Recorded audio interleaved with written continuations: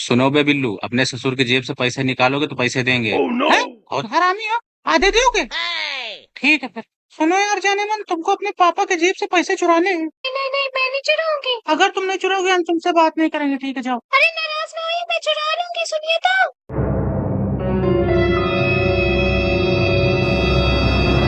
Oh, no, no, no, no.